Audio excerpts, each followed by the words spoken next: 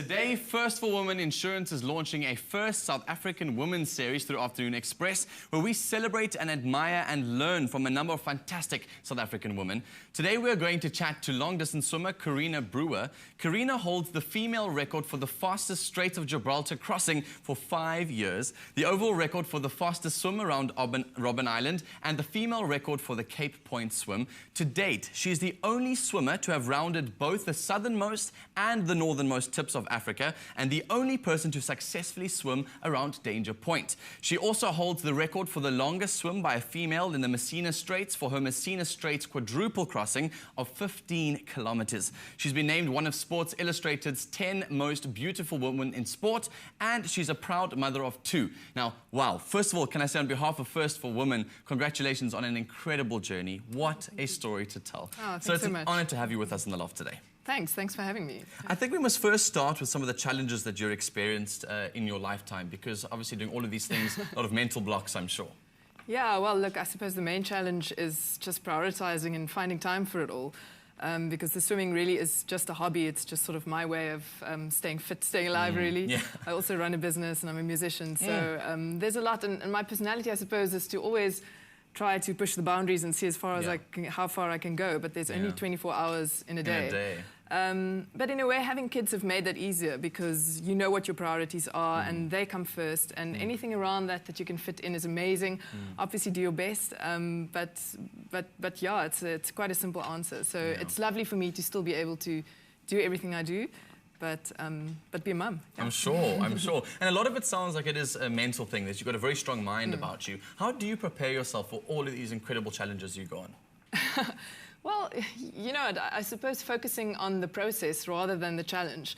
Focusing on, for example, in swimming, for me, cold water is incredibly challenging. It's the one thing that I actually have a phobia about.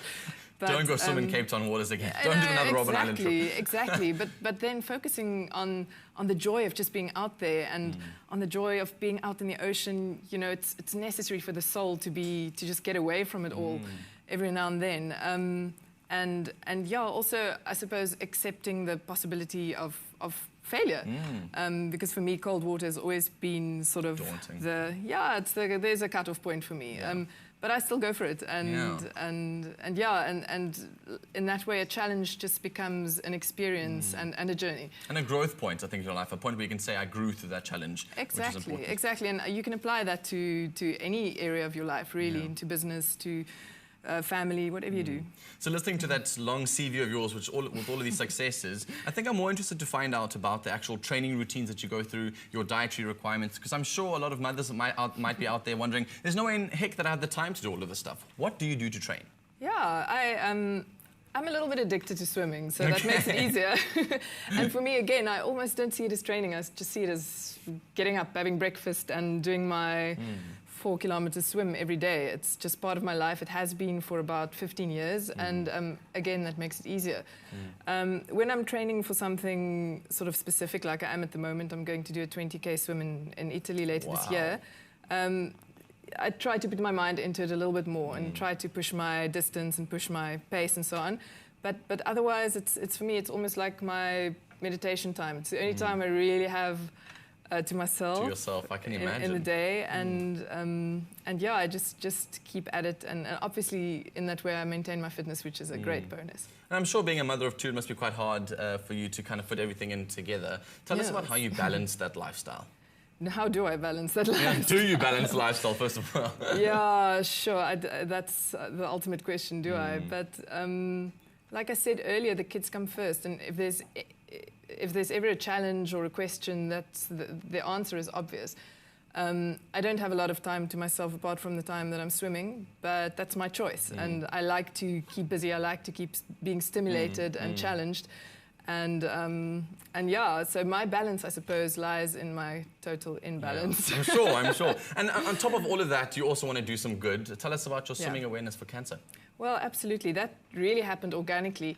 And it was at a time soon after my kids were born, and I hadn't been doing much open water swimming. I haven't been doing much distance, but I've obviously been keeping up my fitness.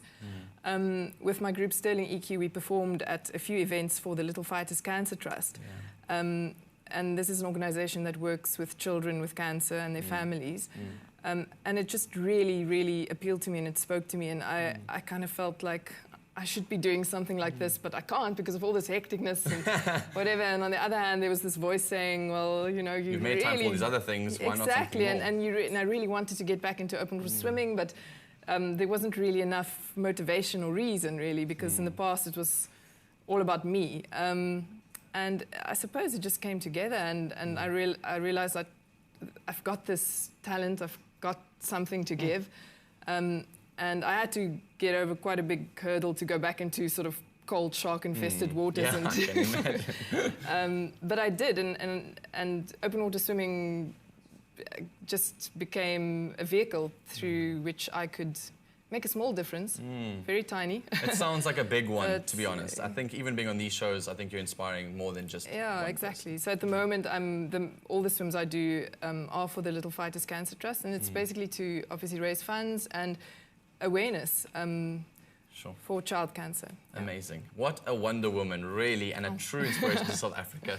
Carina, we salute you, and so does First for Women. First for Women celebrates and empowers South African women through its insurance products and services. First for Women recognizes that women are unique and so offers insurance specifically tailored for women, as well as a host of lifestyle, medical, travel, and business benefits to support you on your journey. For a quote on your car, home, business, or life insurance, call First for Women now on 0861 11 18 44 or SMS FIRST to 49267 and they'll call you back. We'll be right back.